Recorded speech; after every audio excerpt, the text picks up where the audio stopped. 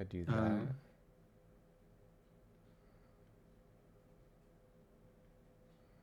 Okay, it should be good now. So you can, if you go back on my stream, it should be good, I think. you Testing. are up on my screen. Okay, perfect. And I'm actually recording. Okay, let's go back to the beginning of the bout. All right, so three, two, one, go. I am live in action with Corwin Duncan, and he is a mental prep coach.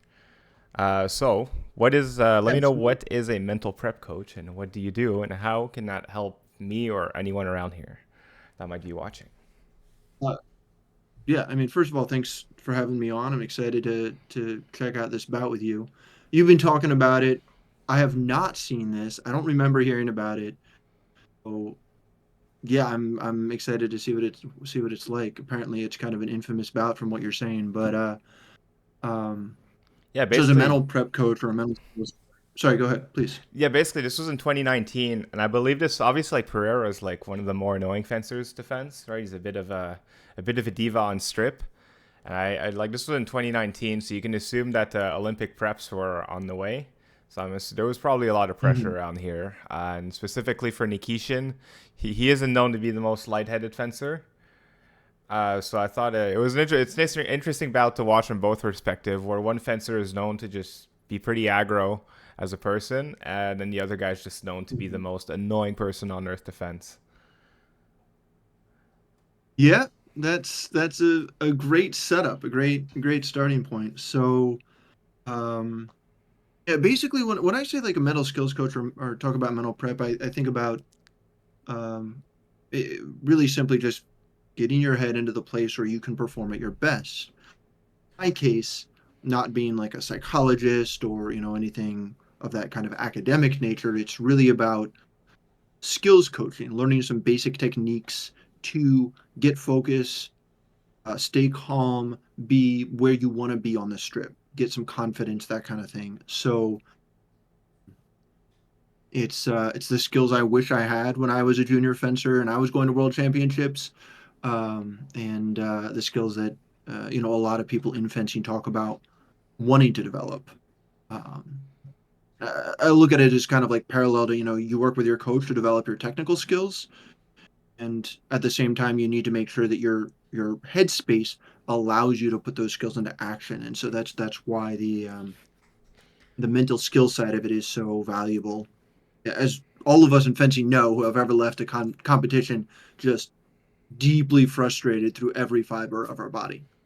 So it's funny you should say that because I kind of started this channel in the same wavelength, where I kind of started this as a resource I wish I had when I was younger, because I think it Mm. would have helped me a lot. And obviously, I'm not immune to getting very angry and irrational on the strip, as many people have seen. And there's a lot of tricks that I kind of wish I knew. Honestly, I wish I started seeing a sports psych earlier, because it helped Mm. me kind of make a game, not even make a game plan, but borderline turn angry moments into a boost of adrenaline instead of a surge of really bad thoughts that degenerate. So that's hype. I actually like the way you're phrasing it. It just I can relate to that a lot. So that's cool. Yeah. So let's go on with Awesome. the bout. So yeah, we've got Nikishin, now retired fencer, and Pereira. And I believe this is also Pereira's first time like on the big podium in the GP. So like he had like everything to gain and nothing to lose. So let's say Mm. uh, And is this a final or a semifinal? this is a semifinal. All right. All Because right. interestingly enough, after that, Pereira goes on to lose in finals against Borel for like 15-4. Which Spoil the ending for us, man.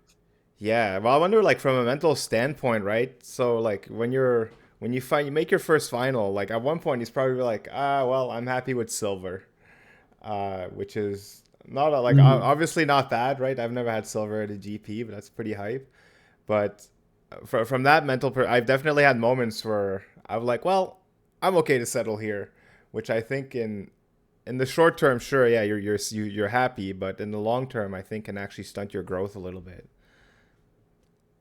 Absolutely. I've had moments where I was fencing brilliantly. I was fencing really well. A couple different ones come to mind where I got to that point in the tournament where I was like, "Oh wow, I made it as far as I thought I possibly could." And either one of two things happened. I was like, "I can stop now. I can rest." And then I lost. Or, and it's probably really a combination of both. I say, "Well, I guess this is as far as I go because I can't imagine myself going any farther." And it's not to say that I would have won those bouts if I thought a little bit differently, but I would have fenced them in a different way because I was actively in some way preventing myself from going on to win and get to that next level. So, yeah, this is why I would say where deepest layers of mental training and the one of the harder ones to get to is belief systems and like how do you fundamentally see yourself. How do you So in see mental training, yourself? everything's Interesting. connected. You can get to the top by reaching to the bottom. You can get to the bottom by reaching for the top, but it does take a bit of doing to change that fundamental like, yeah, I could win this competition level of belief. Interesting. So that's, I mean, I don't know if you've read the Inner Game of Tennis, but like I'm sensing a bit of like self one is yourself looking at you. So to some extent, it's like Mm-hmm. how, and I kind of see self one as that little voice in your head that's coaching you. So it's kind of funny is like how does coach you see fencing you? And it's Yeah. very very interesting when you can actually kind of see yourself. And in that aspect, I used to like kind of jokingly say I suck at fencing because for one it was Mm-hmm. kind of funny, but for two it was actually just a coping mechanism to let myself lose.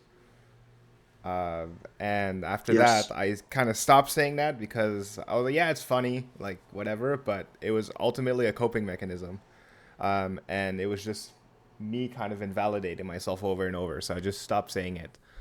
But man, I can see I love these kind of talks. This is gonna be a long video. Yeah.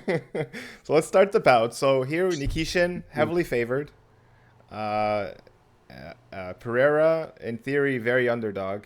How? Let's say when you are in theory on paper supposed to win, how are you supposed to? What's a good way to approach that?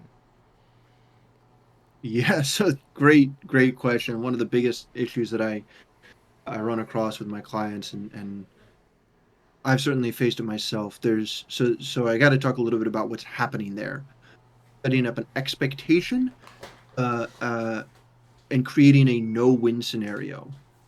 Because if you win, you get nothing. You are supposed to win, and if you lose, it's devastating, right? So first of all, is if possible, avoid that mindset completely. One can be having a good day. You can have a mediocre to a bad day at any time. So go in and just assume, hey, I got to fence this touch by touch from the beginning as much as possible. But the second thing is, if you can find one thing to focus on in your own fencing, one cue to give yourself, like for me, I got to really focus on doing good footwork, setting up touches with footwork, or else I get lazy and it's really easy for me to lose, quote unquote, dumb touches. So, what I really want to do is stay active, and then maybe the touches come easily. Maybe they don't. Maybe I eke out the bout just barely, but it's a very different bout from if I just go in kind of mindlessly thinking, all right, I'm going to win this somehow. So, Yeah, it's specific super strategy interesting. number one is focus. Yeah, one very specific thing. Yeah, but and a lot of times, even though in our World Cups we get this a lot because like you go in, you get a guy from a pretty weak country in general. But those tend to be the bouts where I'm the most nervous because Mm. that dude has nothing to lose, and then you feel like you have something to prove, which is interesting. Then you teet the line where like, do I disrespect this guy or am I disrespect? Anyway, so it's like you just got to go in and do your game, and it's super hard to take a million, like 100% take the ego out of it. Which, as much as I say I try to do, it's sometimes you just don't, right? And super I interesting. mean, Then, from an underdog as perspective, oh, go ahead. Yeah. I was gonna say, as an athlete, I don't know if you can ever really take the ego out of it. I mean, you can mostly take the ego out, but it's just part and parcel of what you're doing. I'll just say though, the lesson I've tried to learn is no easy bouts at a World Cup.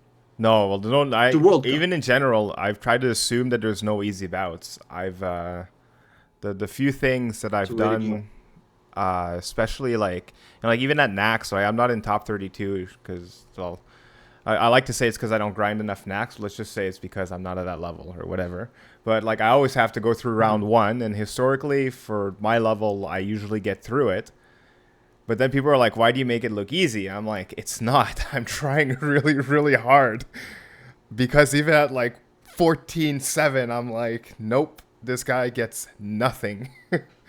And it's, yeah, every bout to me is win or lose, life or death to some extent. Because otherwise, if I take that mentality to second round of pools, there's a chance I don't make it out. Right. And Absolutely. then, from an underdog's perspective, granted, like most people tend to fence better when they're the underdog just because they have nothing to lose. What is Hmm. something that you could look at? Like, let's say, right, I'm going to about how I guess like back my own example is like I went to fence to Closey and I gave one of the best matches. Granted, I lost. It was still one of the best fencing I've done just because I went in like whatever.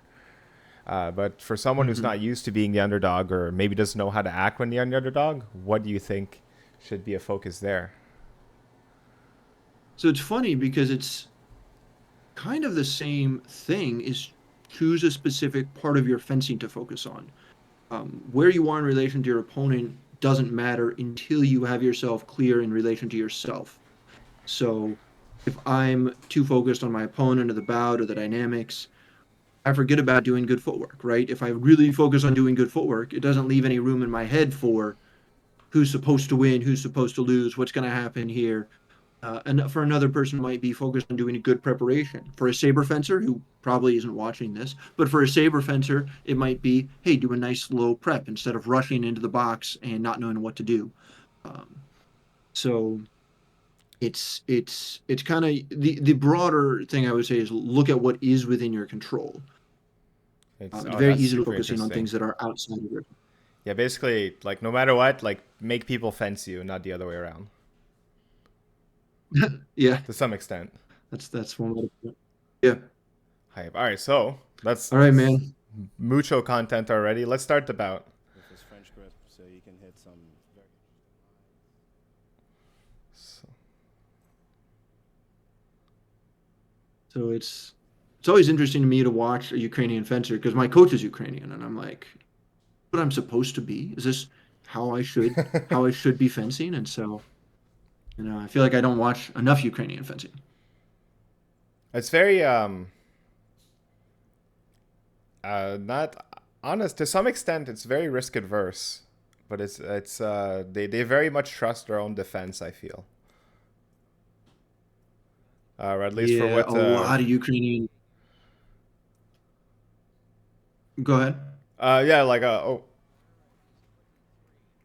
so nice little hand hit. What do you say? A lot of Ukrainians That what? was beautiful.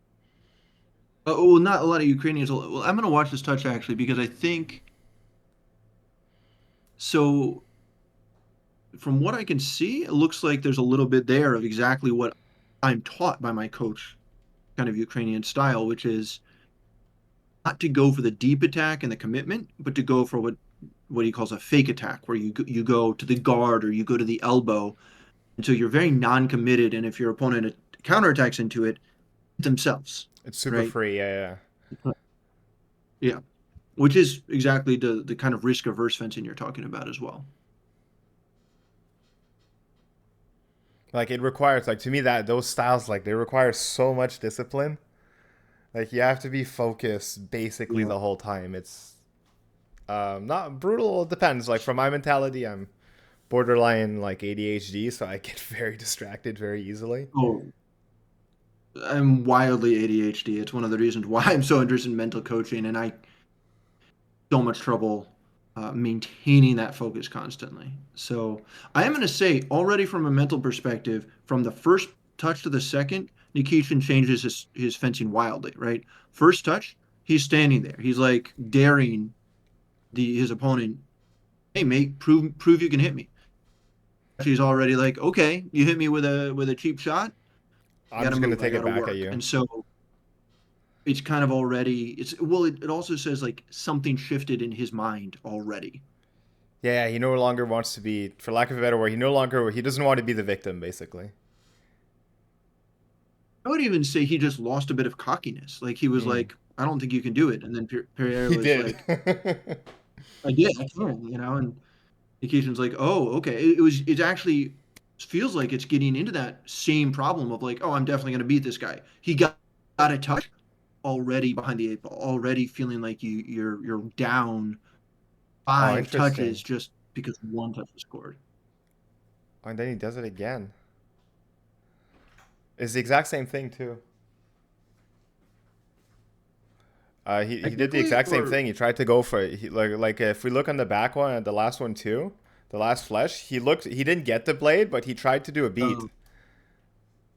And then if we go yeah, to the yeah, next yeah, I one, gotcha. say mechanically same thing. So he's trying to skill check him, and Pereira is being pretty, well, just very wise, and he actually parries this one. Yeah.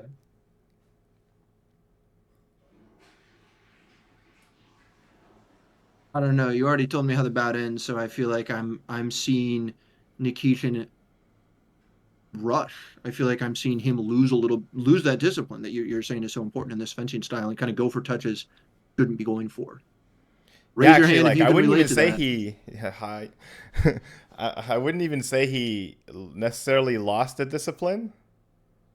I wouldn't say he didn't even have it to begin Mhm. with in the bout yet. Totally. Yeah.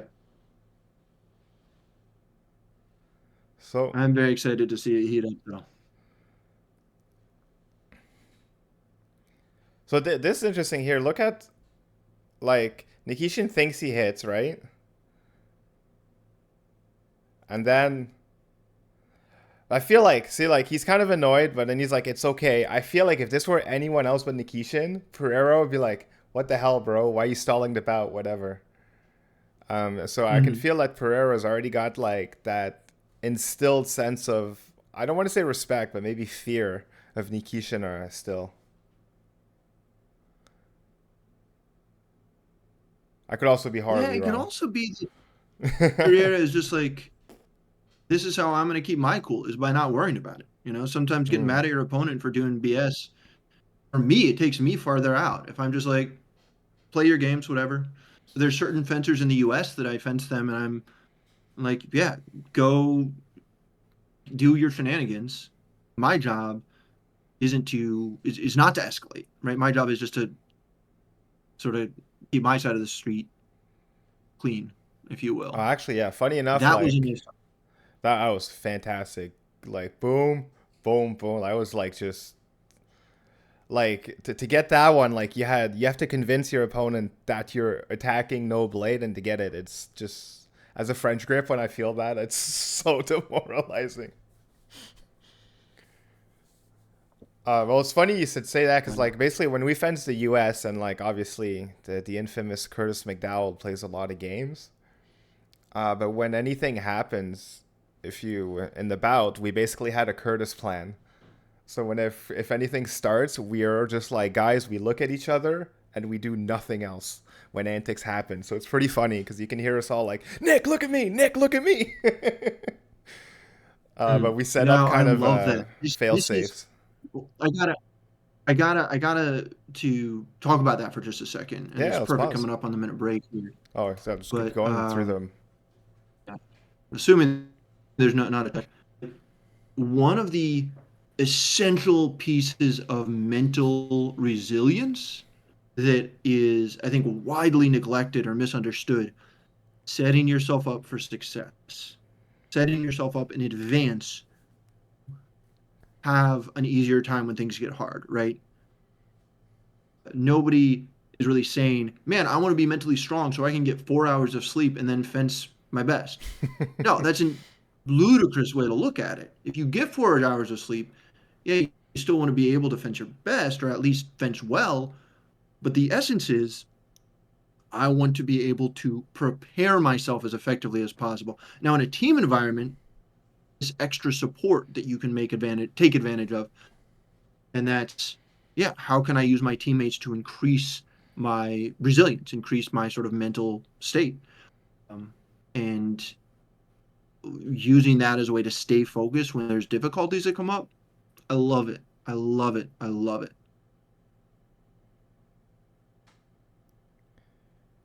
And then here, so like in a 1 minute break, right? Let's like we'll pause very quickly just because we didn't even go about the bout. Mhm. Right. So like Kishin's down. He got a little bit like kind of skill checked early on. And then Pereira's kind of up, but like the last two actions were super dominating by Nikishin. So like when you're going to a Mhm. 1 minute, let's say Nikishin's kind of like, okay, so this guy showed me he can fence. Now it's my duty to show him I can fence better. How should you go about that? Mhm. Well, again, kind of from a mental perspective, to me, actions you do is secondary to the tactics you use, and the tactics are secondary to your mental state. So it for me, it starts from this question of like, where am I at? And where is this bout at? So if you starting, you're like, oh well, I'm just panicking and rushing. First step is do a couple what I call like a 5 second reset, one of my favorite mental skills to use during the bout. Do some box breaths, do a little bit of mindfulness, get yourself just ratchet yourself down a little bit to where you're not rushing. You're focused on the bout. Second, okay, what's a tactical situation? Um, every single touch I'm pushing and losing the touch, I need to stay back a little bit. I'm getting pushed. Okay, maybe I just need to adjust something in my fencing so I can fence my game a little bit more. Only then is it, oh, okay, so I'm preparing to the hand and then getting impatient and overcommitting. So I just stay to the hand. Or my opponent is showing me high and then hitting my foot. So I got to watch out for that, right? But a lot of it is like what's at the foundation that then everything else Yeah, comes give from. yourself time.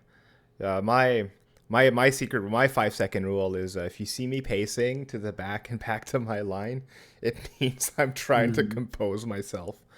But in that I moment, mean, it's if you're angry, it's don't get back on guard because you haven't that moment is still lingering, in my opinion.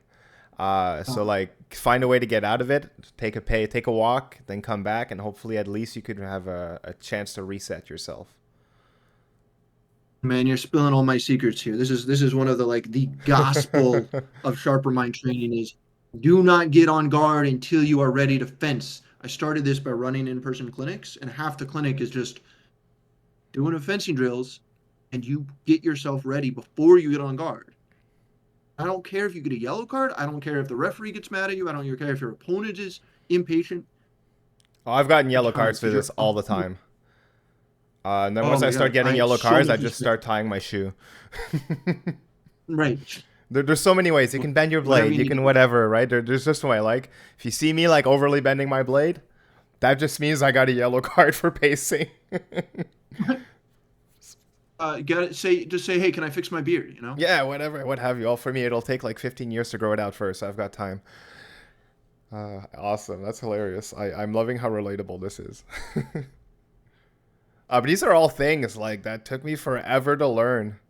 And that until I actively applied, I didn't notice how big of a difference. Because a lot of times you can hear it, but if you're not applying it, it doesn't matter. 100%. Like, yes, I know I should I, pace. Are you I pacing will at say, practice? Like, are you even? Ooh, right. Practice the way you want to compete. You exactly. know. Like, so at practice, I found Um, myself pacing, and then I was like, yep. And then I'm actually practicing those reflexes. Like, you shouldn't be doing something new in competition and in general, obviously. right. Right. If you can't do it when there's no pressure, you're not going to do it when there's pressure. Is the Exactly. is the simple answer here. So, um, yeah, I mean, I absolutely agree with that. And I had another thought, but I forget what it was. It's all right. So It'll I'm be gonna back. just It'll leave be it at that. back. But so It far, will like come this back bout is one still day. pretty relatively patient. Like nothing pretty bad's really happened. But like Nikishin's kind of struggling to find an in. Yeah.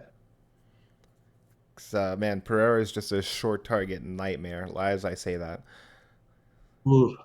Oof. like you see the blade bend That on was that one gorgeous. too. Let's get But to. the other thing I gotta say here is Nikishin is being kind of silly, like He comes in with preparations.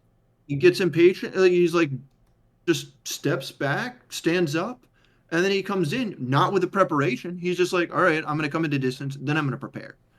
Yeah, You can't lack do of that, man. respect to some extent. That lack of respect comes to what your point was. If you're already frustrated or angry, not really considering, oh, really, how do I got to fence this opponent? Ah, It's true. like, oh, Yeah. I want to get in there and get the point. Oh, same thing.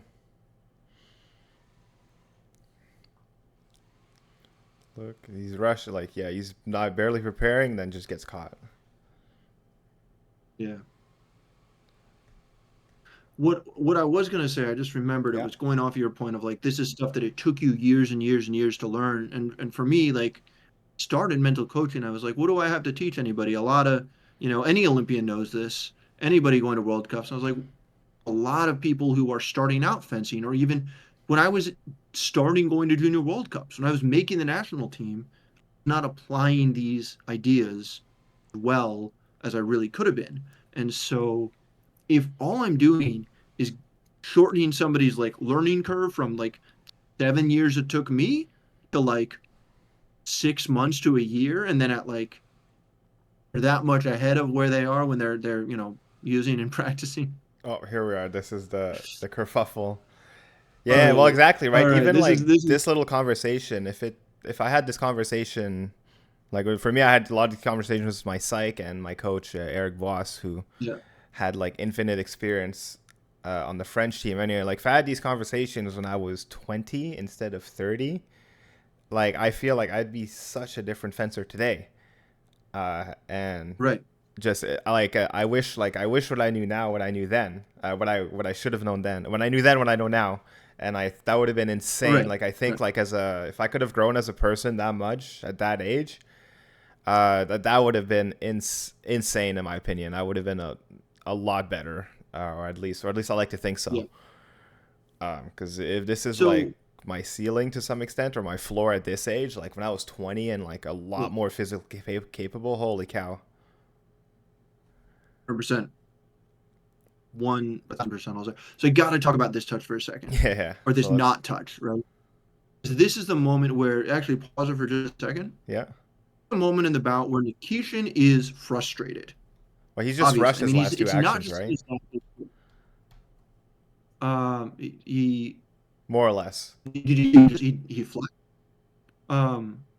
He lost the last couple. Yeah. It was 5-4, and then 2 hand touches.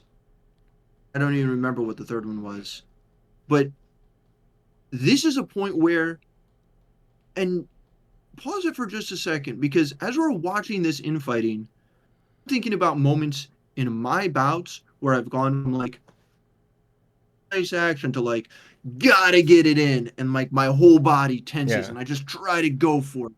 And we've seen fencers do that. Most of us have done it at some point, and that is a very, very good, very strong sign of you're not fencing well. You're not thinking. You're not clear. That's where Nikishin goes from trying to make the repost to just get this guy off of me. Well, like there's a moment right here. Yeah, infighting. This is still infighting. This is still infighting. And then here, this is not infighting. He's no longer trying to hit. Right. There's a clear like cutoff where he's just he's made the choice. Yeah. And then I found Sen here, right? This is 100% a red card. I feel like to me this is a bit of cope. Go ahead. Yeah. If that happens to you, let's say you get that red card, what do you do? Well, personally, if I don't think I've ever done anything like that. If I have to someone, let me know. I will happily call myself out. But I feel like if I'm seeing red that hard, I'm no longer in a proper state of mind. I'm probably trying to cope and trying to wiggle my way out. So I would probably be like, no, I didn't push him. This guy is actually just being a bit of a sissy, and he can't take a punch. So I feel like that would be my coping mechanism. If I'm seeing that red, I'm already gone. I'm long gone. So that's a very honest answer, and I'm gonna step it into what would you like to do in that moment? In that moment, if I were I guess the like the answer that I would like to say is I would like to just be like, I would just take the red. Yeah, I pushed him. Sorry. And then You I would take the have red. to, I mean, you just yeah. have to take the red and you have to Let's move let's on. What's assume, happened happened. right? But how do you move on? And this is a question because this is the moment that so many people go from bad to worse. How do you move on? And it's what you to me. It's what you already said before. You take a hike back to the end of the strip. Yeah. You tie your shoe. You straighten your blade. You fix your beard. You put your hair in a bun. You ask the referee if you can wipe your face off with sweat, or just take your mask off and chill for a second. Like you do everything you possibly can to just get yourself a little bit of time to cool off. Because when you get stressed, heart rate goes up, breath goes up, and one of the simple things you can do is just give yourself a moment. Take a few deep breaths, do a couple 5-second resets. By that I mean breathe in again, breathe out, really deep breathe out. Any of the skills you've practiced, hopefully you've practiced at that point, help yourself calm down, right? So that's what we want to see here, and that's not what we're seeing. What we're seeing is Nikishin arguing. Yeah, like basically So, just coping. Right. Giving or validating his actions to some extent. Yeah. Which unfortunate. Ideally, the yeah, opposite. if you have the mental like capacity to just be like, I'm sorry I pushed you, and then like take 10 seconds, walk there and back, that is next level control. Like you can if you can get yourself out of seeing red like that, that is insane. I don't personally think I could do it at this point. If I'm getting to that level of mad, I don't know how I would talk myself down. Without unless maybe I had like you coaching me on the side, like live, being like, take a walk. I don't think I would be able to do it myself. So I will shut up. I love talking about this too much, so I will go on forever. But there's just two things I got to say. One is you can do it when it's hard if you practice when it's easy. Yeah. Right? Exactly what we were saying before. You do it at the club every day. Do it at the club when you get frustrated. Do it at competitions when you're not having a hard time. You do it at competitions when you are having a hard time. And this moment comes when it's a little too intense and you're like, oh, I know what to do here. I know when somebody attacks, I parry repost. When I get frustrated, I walk to the end of the strip. Very simple, always happens. The other thing I'll say is you don't need to take yourself all the way down to 0. Sometimes you just need to go from a 9 to an 8 or an 8 to a 7. And that's enough to get your head back in the game. This case, obviously, it wasn't. Yeah, no, but that adrenaline does help, though. I think if I honestly, to some extent, I fence my best when I'm like borderline angry but still respectful. And yeah, when I popped off at Pan Am's a few years ago, I was down 13-7 or 8 against Roa. Anyway, but I got to the point where I saw red. And so very famously in the Dynamo circle, I told Victor Gangstovich to shut up because he was yelling at me, because that's his that's his way to show love, basically. Which is like fine. It's just how they replicate. So I look at Charles, who's the other coach. I'm like, I'm not gonna tell him because it's gonna turn into a fight. But if I have any hope of winning this bout, tell him to shut up. And then he did, and then that was I didn't realize it at the time, but that's how I was able to take 30 seconds to go from 10 to 9. And then after that, the guy did not get another single. I just won the bout, moved on, called it a day. And then I went on to have basically one of my career defining moments. But in that moment, I actually did something very useful without realizing it, which was take a hike. I also want to point out, it's 11-6, and we have yet to see Nikishin do that once. True, yeah, he's always getting on guard. We have yet to see him really. And this is a kind of thing where if you go into that headspace of, I should be able to handle this, you've lost. Yeah. If you say immediately, oh, it's 1-0. Hold on, I'm going to do a quick reset. Even if it's not even going all the way back to the line, even if it's you take one step back. And so really what you want to do is cut this process off before you get up that headway to get frustrated. Because there's no way Nikishin can pull himself back at this point. As you're saying, is now gone too far. If he started at the beginning of the bout, he could have stayed in it no problem.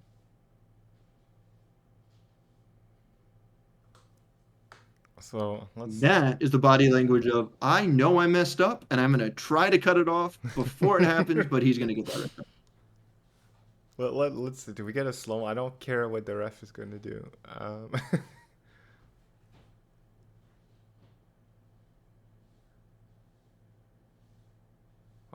Give us the. Oh my God, FIE, come on. Okay. Boom, boom. Yeah, like he didn't exactly try to stop himself. Like, I wouldn't say it's, like, I don't think it's on purpose, but, like, he definitely didn't try to stop himself. But also, Pereira is putting on a bit of a show on that one, I think. Yeah, I've definitely seen that not go to a card and been fine with it. Similar moments. But given the bout and the dynamics, it makes sense that it's a card. But to Pereira's credit, like, he's playing Nikishin like a violin at this point. Like, if your opponent's angry and you can get basically free points by playing that card, I think. I know some people think it's not very honorable, but I think, like, if you have that card to play, just play it. No, it's your job to keep your actions small, and it's your job to keep your emotions in check. And if you step onto the strip across from me, cannot handle something I do emotionally, rules within the confines of the game, I'm not cheating, I'm not injuring you. Just standing with my point on the ground and staring at you, trying to bait you, that's on you, man. And I used to do that in juniors. I had a reputation I learned many years later as being obnoxious to being Perrier, I guess. Well, it's funny. I once had at a Canadian competition, there was a dude who I was supposed to, like, kind of just, like, whoop him in theory. Oh, let me see the touch again. I'm sorry. Yeah. A nice duck. Oh, it's just nice. Just technically good. It was solid. It's the way Nikishin wants to be fencing this whole time, you know? Yeah, I Sorry, remember. No, it's going fine. with There was yours. someone who I was supposed to beat. I love this opposite game. Shows a parry, and then he ducks.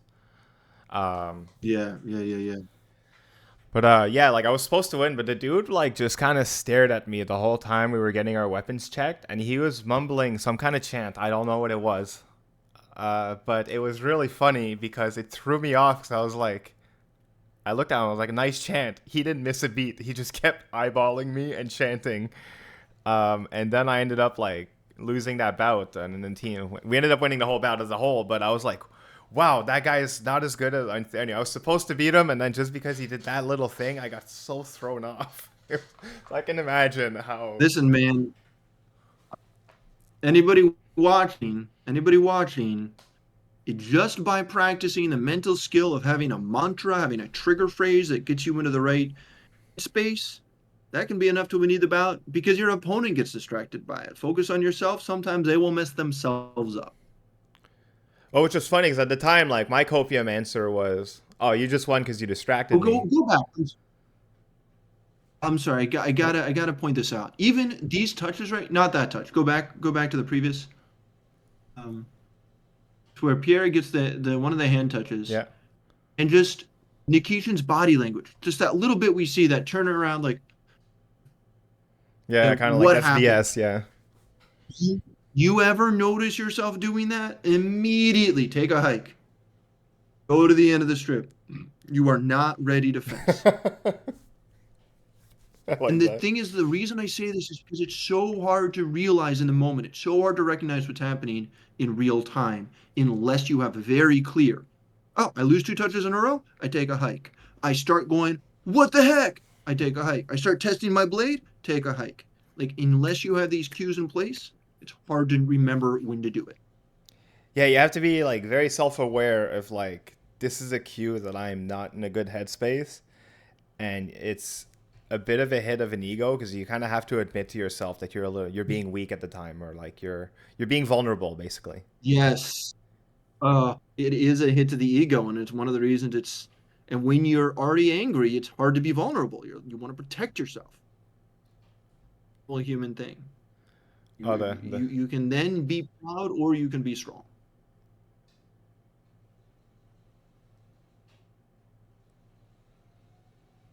Oh, really nice. And Which is Nikishin weird, is but more look at this. composed now. Look at this. This is like, I think he's actively trying to calm himself because he hits kind of hard, and then he's like, "Sorry." Yeah, and I think he did a great job. I think that's And at this good. It's point, a little too late, but I think like had he done this earlier, just kind of yeah, as we said, like he said sorry, walked it off, and just kept going, this bout could have been a lot closer. yeah. Now the flip side, besides Nikishin, is that Pereira at this point has to be super confident. Yeah, so And like if you can let your confidence, yeah, like Pereira's up here, Nikishin's down here, so the contrast of yeah. adrenaline is just wild.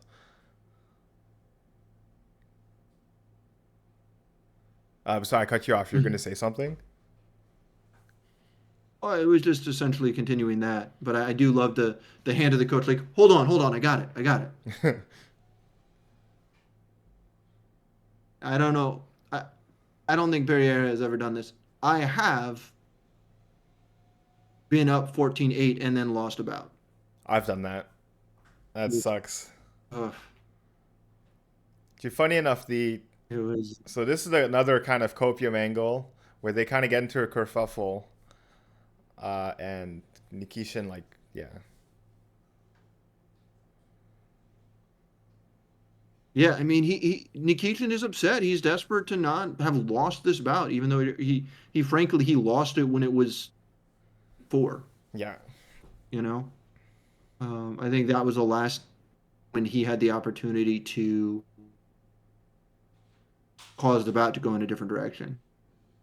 Yeah, I think in a sense he's trying to just protect himself from actually losing the bout because of fencing. Like he's going to be like, well, this guy was a sissy and I couldn't fence, so that's why I lost the bout. Next time I will destroy him, kind of thing.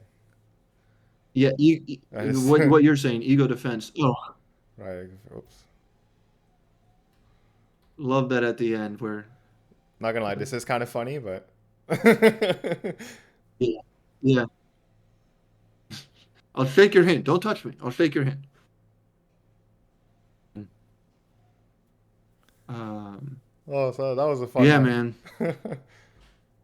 That's a good pick you had for this mental analysis kind of video. But this is good, right? This is gotta like say, extreme anger, which is cool. But that way, when people, at least people watching, can kind of take that to their practice.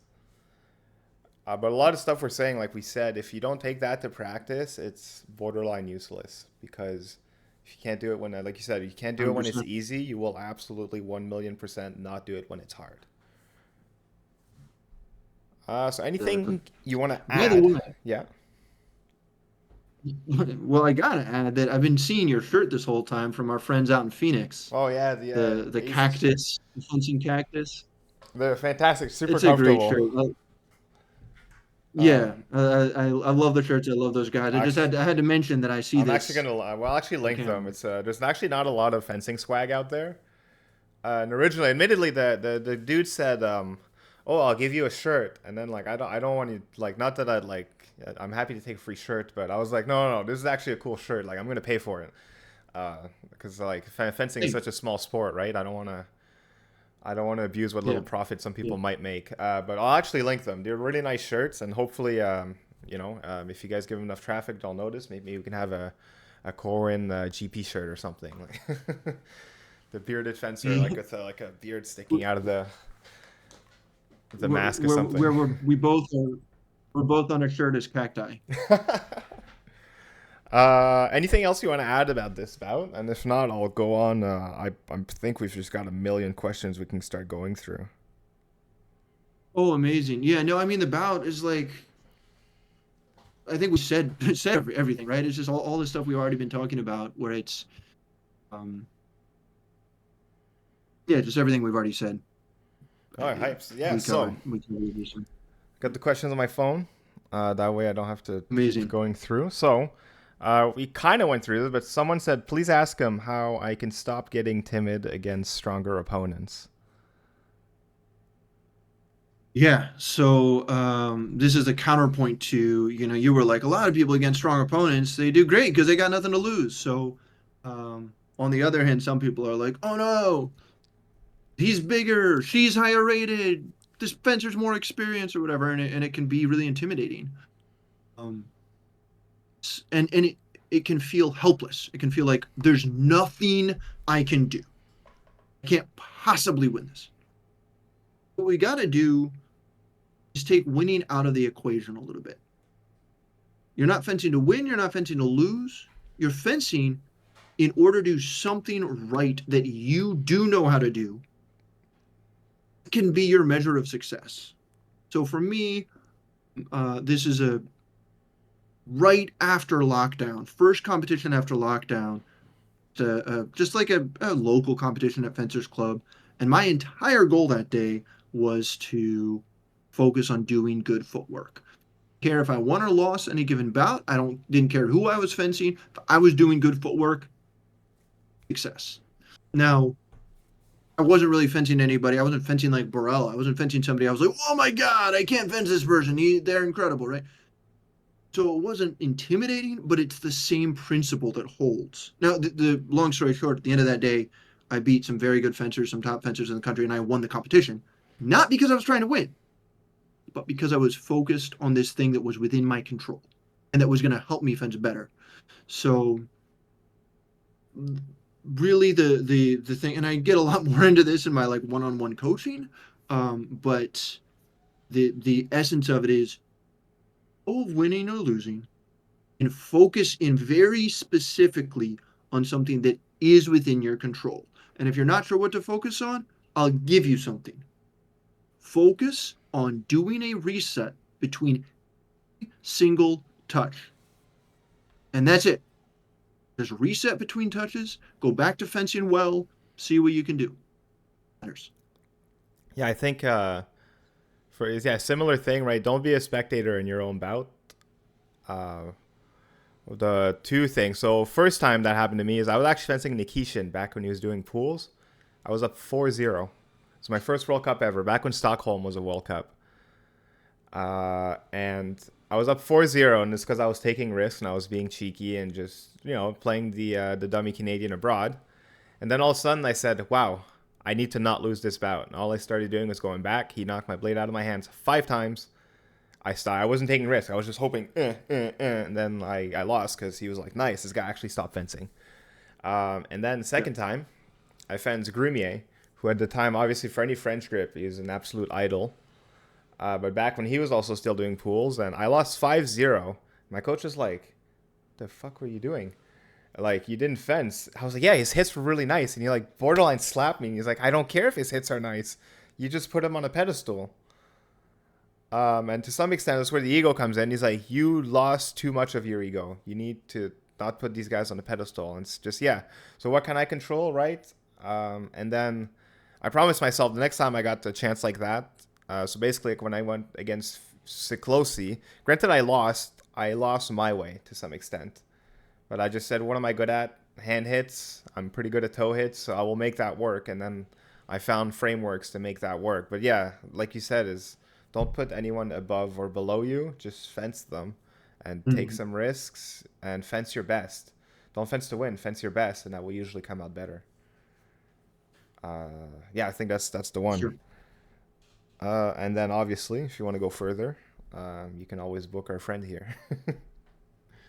Yeah, I will mention. You know what? I'll say a little bit when we get to the end of the questions. But Yeah, let's absolutely.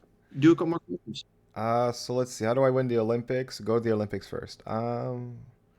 What is the best mindset to have when it goes to priority? Yeah, the unhelpful but true answer is whatever mindset helps you fence your best. So don't worry about like what is the general mindset? What should anybody have? No, how you fence well and what you can do to get there. Now, for me, I will say, usually taking a pause, don't rush into it. And I get scared at priority, right? And to lock up a little bit. Oh no, I got it. And sometimes when I'm just able to fence, okay, I'm going to do good preparations, opponent screws up before I have to go and get a touch. And so if you can just screw up last, sometimes that's enough to win the bout, right? Yeah, Uh, exactly. Just find second, your action. Like I find that I lose a lot more of those priority touches when I'm ch- to some extent choosing to be reactive as opposed to just being like, this is how I'm going to fence right now, do or die. I feel like yeah, and if I that's the set other thing. That's like, the other thing. if you set like a constraint, right? If I set myself to like one box, no matter what happens in overtime, that actually ends up becoming way too restricting. So I find, yeah, just what action, what was the action that's been working? I should probably go off that or something. Like try not to restrict yourself. I think for me is what I think. The other thing to mention, as you just said, or kind of implied, is you got to be willing to lose. You know, you want to win. You got to be willing to lose if you're going to fence. You got to be able to take risks and say, I'm going to go for it. See what happens. Yeah. You got to be willing to try though. Someone's how do I deal with imposter syndrome in fencing? That's an interesting one because Yeah, it's I found I honestly even to this day I still have it because I which is something that's very 100%. hard to struggle with. 100%. Like even with whatever I have, I go in right. I'm fortunate enough to be sponsored, and then some extent I put it on. I'm like I feel like I don't deserve it because I'm not as good as Yeah. Kenan. I feel I'm not as good as whoever, which is very hard to shake off. I'll take it a step further. When I was a junior, going to World Cups, I made the junior national team. Even after making the junior national team, I still did not believe I could beat somebody at my level. Like if I was winning, if I was doing well at a knack, it's because I had an easy path every time. Won national championships. I got top eight at every knack that season. I got second, third, and top eight at out of the four knacks, and I believe truly I wasn't able to beat good. Like I was had no confidence against somebody I perceived to be good. So um, I'm totally familiar with this idea of feeling like an imposter, this kind of imposter phenomenon. Wow. Um, so, problem when you ask somebody who's like a nerd about something is that they love to talk about it. So I'm gonna this. There's some layers that we can talk about when it comes to kind of mental training and mindset, and one of them is the top layer, like what is happening in that moment. And there's the medium layer of like what is your mindset going into that tournament, and then the deeper layer of like what are your underlying beliefs. So top layer, are you nervous, are you tense, are you excited, are you confident? That's the one we can most directly affect, but we can only move it a little bit at a time. So take a few deep breaths. If you're feeling nervous, do something to calm yourself down. If you're feeling confident, try to stay there, but keep your confidence in the realm of like what is something you know you can do well. Hey, you might not be the best fencer, you might have the best toe touch. Okay. Now I'm not saying rely on that for every touch, but you can use that to set up other actions. And that can make you into fencer overall. That can sort of like you can say, okay, well, I'm using the fact that I'm good at toe touches to increase the level that I can fence at. So maybe I'm better than I thought. Um, Going into the competition, focus on the process, not the outcome. Again, what's within your control? Forget about, am I going to win or lose? And just, hey, what are the things that I can guarantee that I can do? You know, on a broader scale, you want to work on that belief. Look at where does that belief come from that you're not as good of a fencer as somebody else? Or what does it mean if you're not a good fencer or if you are a good fencer? Um, I've been on that journey. I'm in a sense, I'm still on it. I wouldn't say I've finished it. So I can tell you what the end is, but I can walk that path with you. Sure. Yeah, that's a hard one. It's tough. There's no one like there's no one quick key cutter answer. We all feel kind of not bad, but like it's very hard to not feel like you don't belong somewhere. But like you said, right, you have tournaments where you've beaten some of the best in your country, sometimes in the world, and then you try to belittle that accomplishment so fast before you embrace it, and that's something I deeply regret. And I actually, right, I tell that a lot to the kids, right? Even Nick Zhang, when he got his second at Pan Am's, I was like, you need to enjoy this moment because I spent too much time thinking I didn't deserve my accomplishments that I didn't even take enough time to enjoy them. And then in that sense, I Mm. started slumping a bit, or I felt like I was in a slump, which in reality I wasn't. I was just being too hard on myself. So yeah, like enjoy your wins. You've earned them. And And if you won, it doesn't matter if you're an imposter. It doesn't you matter if won. nobody thinks you should be there. You got the medal. You got the That is why hardware. we go to competitions to see who's the best. And if you win the competition, if you get third place, if you get top 8, you are third. You are first. And if somebody else is like, oh, well, you're not that good, you didn't deserve that third, hey, Ask them where they ended they up. didn't beat you. Right. Probably somebody's not going to win the very rarely somebody going to win the competition and be like, oh, you're not good enough to be on this podium with me, right? Unheard of, pretty much. Pretty much, yeah. It's going to be somebody who didn't make it out of I the find second that a lot round or of whatever. It's time, going to be like somebody who, the hating voices come more from within than anything. yes, Man, we're getting so 100%. philosophical. It's awesome. Let's see. Let's do a few more. I have quite a few, but do you have time or? I love talking about this, man. Perfect. This is my job because this is what I would do all day if I could. Let's hope maybe this can help you get there. So we did a priority. What would be the steps to follow to prep for a competition or a bout that has weight to it, such as a qualifier or a bigger comp? Um, Mm, I'll get my 2 cents on that is if yeah, you're treating bigger comps any differently than anything else, I think you're doing it wrong in a sense. Like you should just be practicing to practice as if everything was the end goal, right? The way I'm practicing, the way I'm warming up at practice is actually no difference than I warm up at a local, no difference than how I warm up at a national, regional, like what have you. So I think in a sense you need to instill yourself with the mindset that you're already at, like you're you got to be at the mentally you got to be at that level all the time to some extent. It shouldn't be that much different. absolutely, absolutely. I'm gonna go a little bit from what you Yeah, just said. please. Familiarity is comforting, right?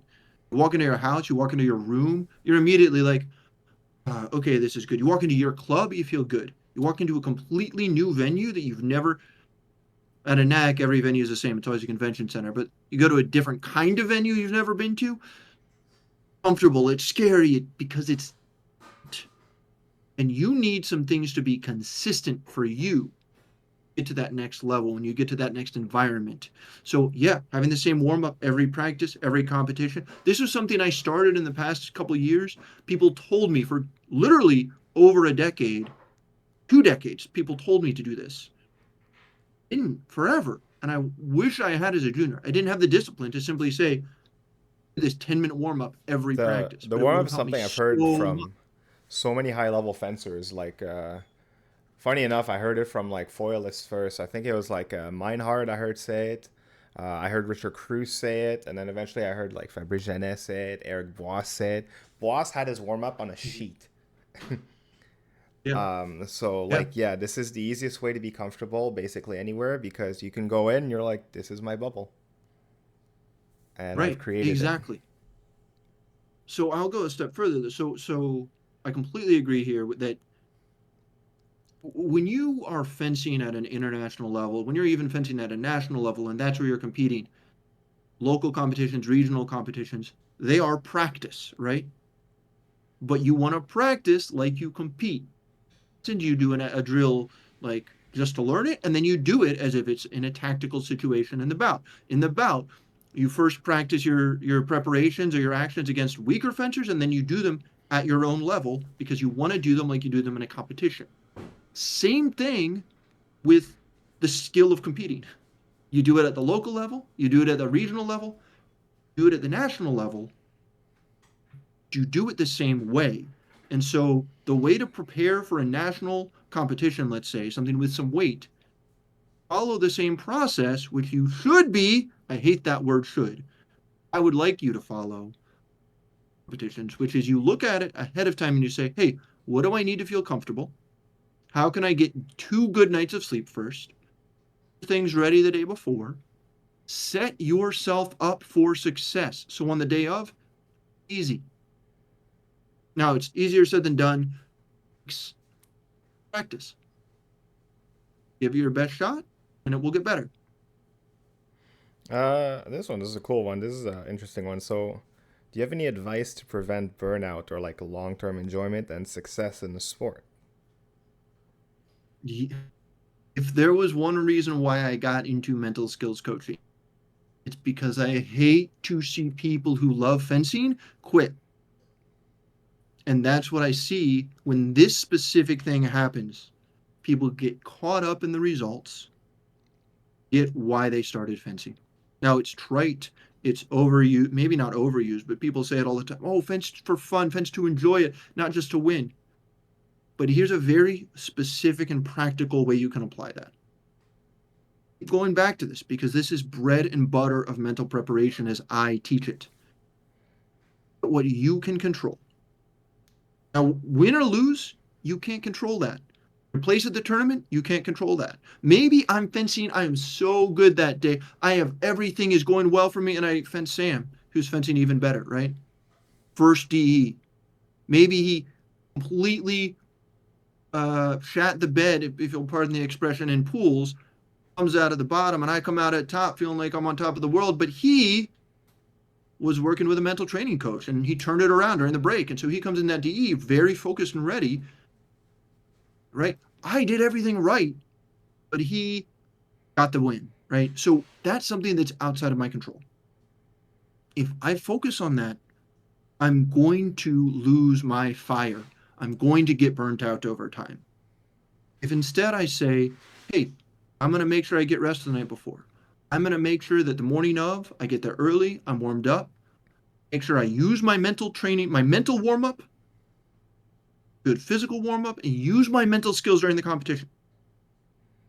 And if I do that, I'm going to write down 1 or 2 or 3 things before the competition. I'm going to write down exactly what my priorities are, goals, what the process I want to follow. And if I do those things, that's a win. That's a success. That is what can keep me going. And every time I lose sight of that, and I think, well, if I win this competition, if I win this bout, if I do well at this competition, it's good. And if I don't, it's bad. Every time I do that, 1, I do badly, and 2, I'm miserable. So here is a cardinal rule for you. And this is a very hard one to follow, and I absolutely do not follow it very well. I've been writing a blog post about this, talking about the last knack when I really broke this rule. If you are not able to be okay with any result from a competition, don't enter that competition. That's wise words. No, sometimes I don't listen to my own advice, and because I always try to go. I switch my motto from I suck at fencing to like just fence without regret. So basically, if I can go out of competition with 0 regret, it makes it a lot easier to not even cope with it. Just I can just accept it, right? And then I found that when I'm like, I told myself something and then I'm like, I didn't do what I wanted to do. That's when I walk out angry because I'm like, damn it, I didn't do the thing. And then it kind of spirals. Right. That was very Right. insightful. Let's see. Wow, we got a bunch. Let's see. Go ahead. Let's do 2 more. Let's do 2 more All right, questions. hold on. I'm going to pick some juicy ones. You got it. Some of these are... While Sam is picking those, I'm going to say just a tiny bit about my coaching, which is, as I sort of alluded to, I do offer one-on-one mental skills coaching.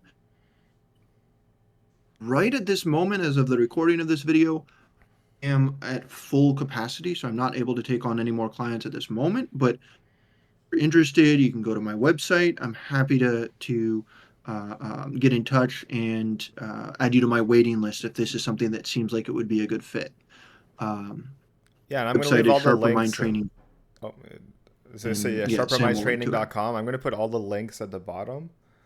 And then like, should it help? Like, if it didn't, like, should it help? We can even make potentially like a channel on here where you can, ask Duncan Corwin questions directly or something like that, or anything, or even just get on a waiting list for via through here, or anything that can help. We can do it through here, and hopefully we can help spread the good word of important mental health training. Yeah, if you all want to hear more of this, I would love to do like a monthly Q&A or something like that. I think that would be That could be cool, fun. actually. So a lot of these have actually gone through the bouts, so let's go with uh down. No, we've already gone through that in the bout.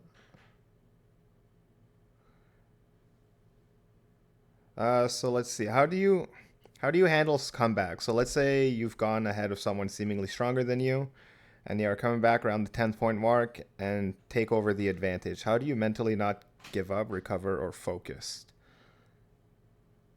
So Already right there to me is let's you're already see. assuming someone's better than you. Well, that's part of it. But there's also like we did talk about how A little bit, yeah. winning competitions, like we measure success results, right? And you could say, oh, this person won 3 competitions and I won 0 competitions. So on paper, they're better than me. That's fine, whatever. But let's just say, for the sake of argument, I'm fencing a successful fencer who's done very well. Let's say Sam, and I'm up somehow. I get up 10-6, right? Now you're You're saying obviously cheating. Sam gets back 10-10, possibly 11-10. It's already the first problem, the assumption that's a problem, because at 10-6, one of two things is that I'm feeling good. I'm like, all right, I'm going to keep going. I'm fencing well. Or I'm already starting to doubt myself. If I'm already starting to doubt myself, what the answer is going to be. Take a hike. Go to the end of the strip. Take a couple deep breaths. Do a 5-second reset. Do a box breath. 0-0. You got to get 1 touch. If I'm feeling good, maybe I don't need to reset. He gets the next touch. Immediately, take a hike. Go to the end of the strip. Quick reset. Do it until you get a yellow card. Do this every single time. I'm not exaggerating. Yeah, You already got a absolutely. yellow Like, card, I've then be a gotten yellow little. cards for this. Like, do it until it's borderline illegal. Then after that, like I said, tie your shoe, tie your hair. I don't care.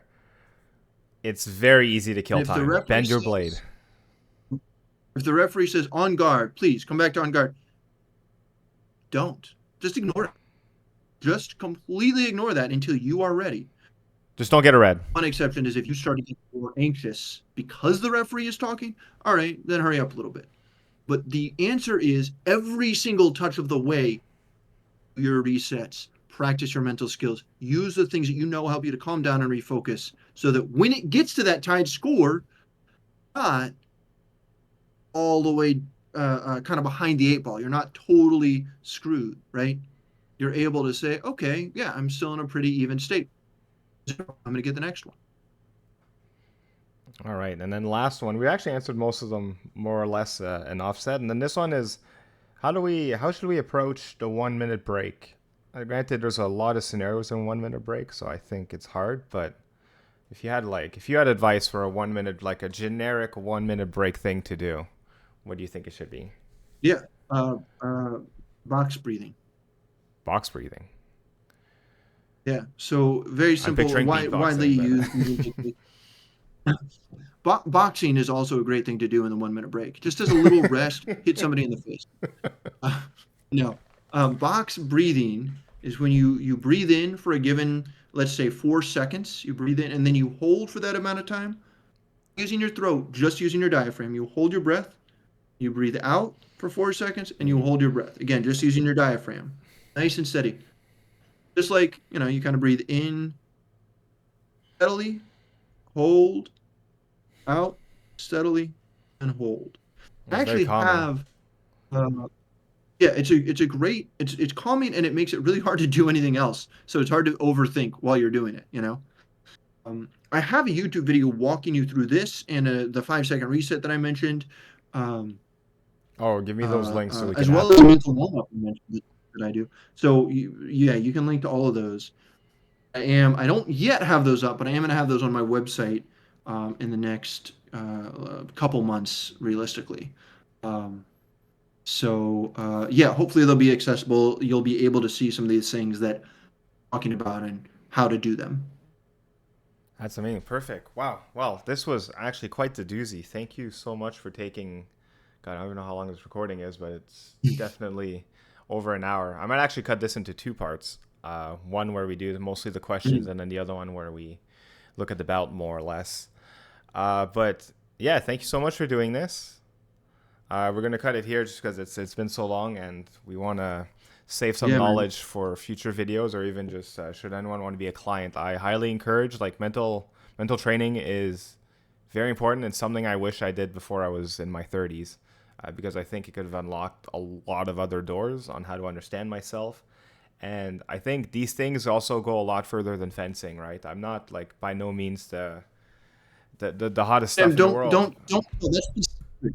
The secret is that these skills applied everywhere else in life too, but don't tell anybody that. Exactly, right? So all that mindset I get from fencing, I actually take it to the outside world, and it's turns out it's so much easier to be better than average. So right, so yeah, these things help you a lot. If you can handle the stress of a fencing bout, like the stress of the corporate world and stuff, is really really easy to bypass once you know yourself. So thank you again, Corwin.